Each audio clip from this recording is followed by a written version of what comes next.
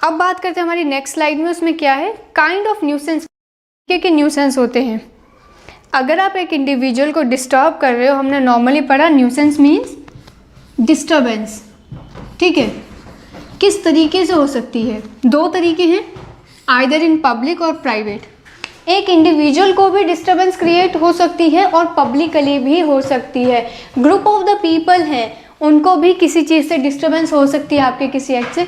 या ये भी हो सकता है कि आपका कोई एक इंडिविजुअल एक्ट है, वो क्या कर रहा है, एक इंडिविजुअल को डिस्टर्बेंस क्रिएट कर रहा है। सो न्यूसेंस बेसिकली मीन्स आप किसी के राइट को ऑफ एंजॉयमेंट, किसी की प्रॉपर्टी के राइट को, किसी की पीसफुल राइट को डिस्टर्ब कर रहे हैं, तो वो राइट ग्रुप ऑफ पीपल का भी हो सकता है और एक इंडिविजुअल का भी हो सकता है। When we talk about the public nuisance, क्या होता है, let's read it. Public nuisance is an unreasonable, unwarranted, unlawful interference with the right of common to grant general public। commonly जो एक right available है। simply speaking, public nuisance is an act of affecting the public at large। कैसे affect कर रहे हैं आप, disturbance करके affect कर रहे हैं। इट मस्ट इंटरफेक्ट, और इंटरफेरेंस किस चीज़ से होनी चाहिए, with rights which member of community might otherwise enjoy.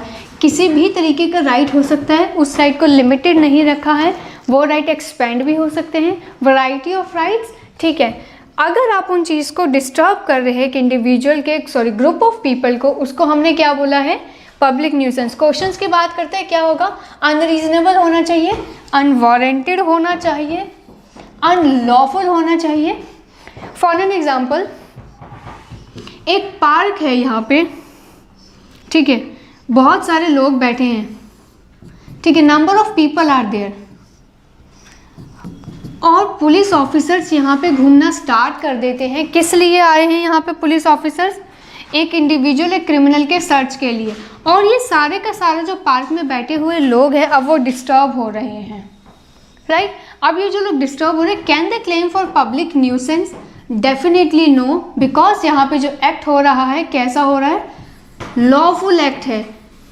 With an objective there is an performance of the police officer. वो क्या कर रहे हैं, यहाँ पे लॉफुली एक ऑब्जेक्ट क्रिएट कर रहे हैं, एक अपना ड्यूटी परफॉर्म कर रहे हैं। For that there is no public nuisance, you can not claim for any kind of public nuisance. What are the essentials for public nuisance, क्या होना चाहिए, a person must have done an act, illegal होना चाहिए वो act, या omission है। Act or omission का difference हम पढ़ चुके हैं। Such an act or omission must cause any common injury, very important point, and danger or annoyance to the public or to the people in general who dwell or occupy the property in the vicinity, ठीक है। Suppose group of people है, यहाँ पे जो disturbance create हो रही है, वो डिस्टर्बेंस सिर्फ एक इंडिविजुअल को अगर क्रिएट हो रही है, ठीक है। अगर एक इंडिविजुअल है, ठीक है, अगर वो स्पेसिफिकली अपने ग्राउंड्स मेंशन करता है, इस पार्क में 100 नंबर ऑफ पीपल बैठे थे, लेकिन एक इंडिविजुअल अगर केस फाइल करता है पब्लिक न्यूसेंस का, that will not be considerable. Reason being, क्या लिखा है पब्लिक न्यूसेंस की डेफिनेशन, कॉमन इंजरी होनी चाहिए। अगर ग्रुप ऑफ पीपल के अकॉर्डिंग पब्लिक न्यूसेंस है, तो डिस्टर्बेंस भी कैसी होनी चाहिए, कॉमन होनी चाहिए। एक इंडिविजुअल अगर कुछ ज़्यादा सेंसिटिव है, तो उसके लिए हम ये नहीं कह सकते कि हाँ वो पब्लिक न्यूसेंस कमिट हुआ है। पब्लिक न्यूसेंस के लिए डिस्टर्बेंस कॉमन होनी चाहिए, पब्लिकली होनी चाहिए, इंडिविजुअली नहीं होनी चाहिए। नेक्स्ट बात करते हैं प्राइवेट न्यूसेंस की। प्राइवेट से हमें पता है यहाँ पे एक इंडिविजुअल की बात हो रही है, ठीक है, a single individual. That's why we have differentiated the nuisance into two parts, public and private। Publicly जब भी आप बात करते हो बेटा, हमेशा एक चीज़ का ध्यान रखना, जहाँ पे भी ग्रुप ऑफ पीपल है या हर घर है वहाँ पे, ठीक है, जैसे घर बन रहा है तो मेट्रो लाइन जा रही है, बस रूट जा रहा है, एनीथिंग। तो अगर एक सेंसिटिव प्लेंटिव केस फाइल करता है विदाउट एनी रीजनेबल एक्सक्यूज, अगर वो ओवर सेंसिटिव है, तो वो कंपनसेशन के लिए डिज़ायरेबल नहीं है, ठीक है। वो क्या होना चाहिए, कैसा होना चाहिए ऑफेंस, ओवरऑल पब्लिक के लिए होना चाहिए। एटलीस्ट इतने नंबर ऑफ पीपल वहाँ पे अवेलेबल हों जिससे किसी को डिस्टर्बेंस कंसिडरेशन हो। 100 में से अगर एक इंडिविजुअल परेशान हो रहा है तो हम उसे सेंसिटिव कंसिडर कर सकते हैं, लेकिन हम उसे रेलेवेंट कंसिडर करना हमारे लिए पॉसिबल नहीं होता है। ठीक है, when we are talking about private nuisance,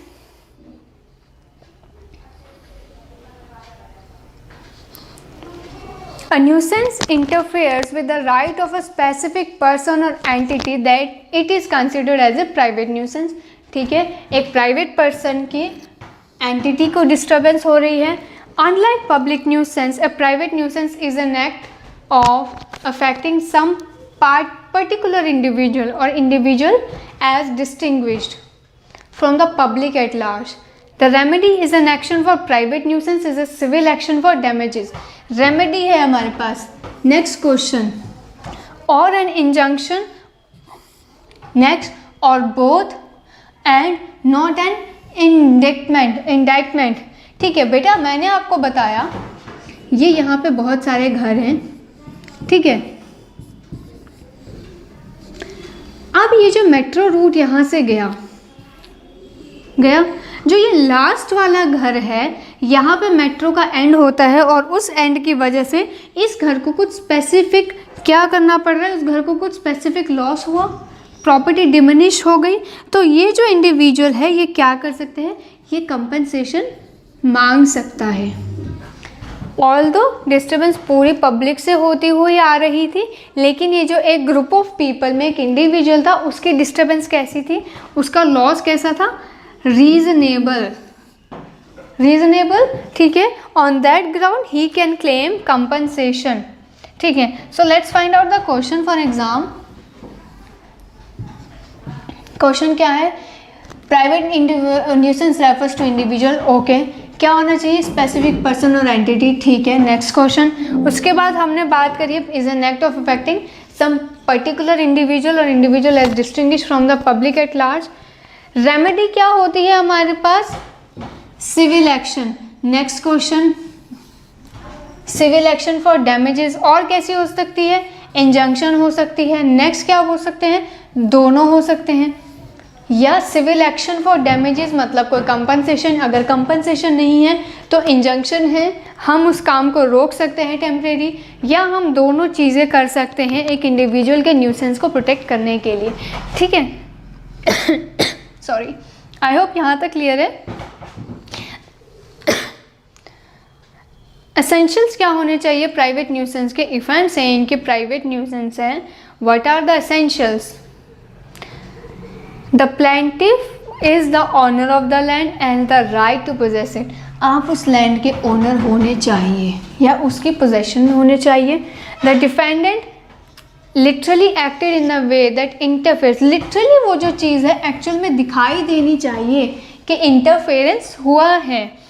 in the, कहाँ हुआ है, इंजॉयमेंट में इंटरफेरेंस हुआ है। The defendant interference was substantial and uncooperative. जो इंटरफेरेंस था वो एडजस्टेबल नहीं था किसी भी सिचुएशन में। ठीक है, क्वेश्चंस है हमारे पास यहाँ पे, फर्स्ट या तो राइट में हो, सेकंड कैसा होना चाहिए, लिटरली एक्चुअल में डिस्टर्बेंस क्रिएट हुई हो, कहाँ हुई हो, एन्जॉयमेंट में क्रिएट हुई हो। किस तरीके से इंटरफेरेंस होनी चाहिए, या तो वो सब्सटेंशियल होनी चाहिए या वो अनकोऑपरेटिव होनी चाहिए। मींस अगर प्लेंटिफ ने बहुत ट्राई किया फिर भी वो उस चीज़ को बेरेबल नहीं कर पा रहे, फिर भी वो उस चीज़ को इग्नोर नहीं कर पा रहा है, तब हम ये कंसिडर करेंगे कि एक इंडिविजुअल ने प्राइवेट न्यूसेंस किया है। Please note down these words for exam. उसके बाद हम बात करते हैं हमारे नेक्स्ट टॉपिक की। ठीक है, चलो आगे चलते हैं। काइंड्स ऑफ प्राइवेट न्यूसेंस, या तो हमारी प्रॉपर्टी डिस्टर्ब हो रही है या हमारा फिजिकल डिस्कम्फर्ट डिस्टर्ब हो रहा है। वेरी ऑब्वियस, या तो कोई इंडिविजुअल मुझे मेरी बॉडी को हार्म पहुंचाने की कोशिश कर रहा है, मेरी पीस को डिस्टर्ब कर रहा है, मुझे कानों में शोर है, म्यूज़िक बजा के डिस्टर्ब कर रहे हैं, मेरे कान डिस्टर्ब हो रहे हैं, या मेरा रास्ता रोक के मुझे परेशान किया जा रहा है किसी भी तरीके से, या मेरे रास्ते को कोई भी डिस्ट्रैक्शन क्रिएट किया जा रहा है। ठीक है, फिर बॉडी पे जब कोई डिस्कम्फर्ट क्रिएट हो रहा है उसे हमने फिजिकल बोला। अगर मेरी प्रॉपर्टी पे कोई डिस्कम्फर्ट क्रिएट हो रहा है उसे हमने क्या बोला है, डैमेज टू प्रॉपर्टी। ठीक है, आगे चलते हैं।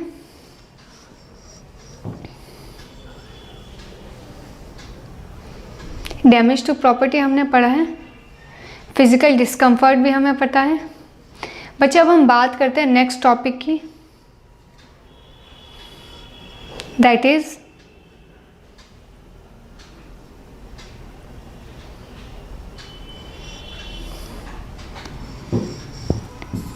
वाइकेरियस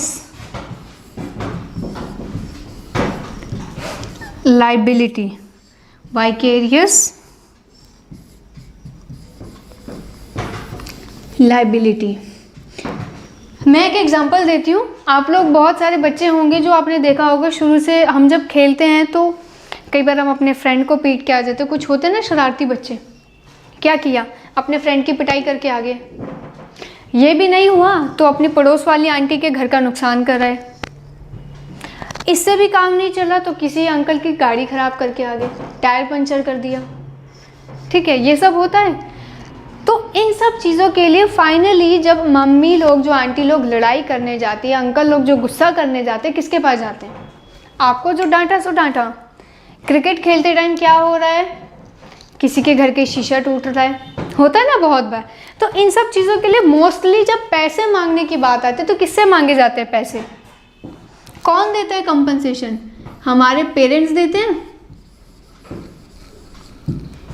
राइट, हमारे पेरेंट्स देते हैं। इन अ सेम वे जब भी कोई आप काम करते हो बेटा और उसके लिए अगर किसी सेकंड पर्सन को रिस्पॉन्सिबल डिक्लेयर किया जाए, किसी सेकंड पर्सन को रिस्पॉन्सिबल डिक्लेयर किया जाए, it is known as vicarious liability. जब भी आपने कोई ऑफेंस किया but the second person is responsible for your act, it is known as vicarious liability. ठीक है, यहाँ तक क्लियर है? चलो अब बात करते हैं हमारी वाइकेरियस लाइबिलिटी कहती क्या है। चलो, vicarious liability means the liability of a person for an act committed by any other person. ये मैं आपको बता चुकी हूँ। Such liability arises due to nature of relation. जब आपका किसी के साथ कुछ रिलेशन होगा तभी तो वो आपके काम के लिए खुद को रिस्पॉन्सिबल बताएगा, राइट। रैंडमली तो हो नहीं सकता ना कि मैंने क्रिकेट खेलते टाइम किसी के घर का शीशा तोड़ा और साथ वाली पड़ोस वाली आंटी मेरे बिहाफ पे पैसे देंगे, बिल्कुल नहीं देंगी। मेरे बिहाफ पे पैसे कौन देगा? मेरे पेरेंट्स देंगे। इन अ सेम वे बात करते हैं, वाइकेरियस लाइबिलिटी कहती है कोई रिलेशन होना चाहिए। एग्जाम्पल हम बात करें, A is a driver who works for B and while driving B's car taking him to office he hits C. ये एक इंडिविजुअल है, भाई साहब है ये, ठीक है, ये गाड़ी चला रहे हैं,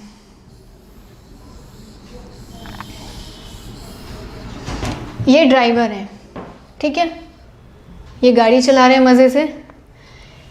किसके ड्राइवर हैं? ये जो बी बॉस इनके पीछे बैठे हैं, ये इनके बॉस हैं जिनके लिए ये गाड़ी चला रहे हैं, ठीक है। अब ये गाड़ी जाते जाते क्या हुआ है, इन्होंने क्या किया, भाई साहब ने सी जो इंडिविजुअल था उनको गाड़ी मार दी, ठीक है। अब जो सी है, अब जो इंडिविजुअल सी है, ये जो गाड़ी है हमारी, ठीक है, ये जो हमारी गाड़ी है, इस चीज़ के लिए सी कंपनसेशन किससे लेगा? क्या सी इनको पकड़ेगा? बिल्कुल नहीं पकड़ेगा। सी किसको पकड़ेंगे? सी सर पकड़ेंगे इन 20 जनाब को कि भैया गाड़ी तुम्हारे नाम पे है तो पैसे भी तो तुम ही दोगे मुझे मेरी कंपनसेशन के लिए, ठीक है। तो जो है कंपनसेशन कौन देगा? कंपनसेशन बी देंगे सी को, ठीक है। ये चीज़ क्लियर है? जिसकी गाड़ी उसका पैसा। एक चीज़ और बात करते हैं, बी ने सी को गाड़ी दी, ऑफिस का काम था, ए ने काम दिया, ठीक है, ये हो गया। लेकिन अब बी ने एक स्मार्ट वर्क करा। ए जो है ये हमारे ड्राइवर हैं, ठीक है, ये जो हमारे ड्राइवर साहब हैं, इन्होंने क्या किया, शाम को चुपके से सर की गाड़ी ली, सर की गाड़ी ली, ठीक है। ए ने क्या किया, सर की गाड़ी ली, सर को इन्फॉर्म किए बिना। सर को नहीं पता कि ये ड्राइवर साहब घूमने जा रहे हैं, ठीक है, ये ड्राइवर साहब घूमने जा रहे हैं और इस ड्यूरेशन में एक डी इंडिविजुअल था, उसको गाड़ी मार दी जाके, ठीक है।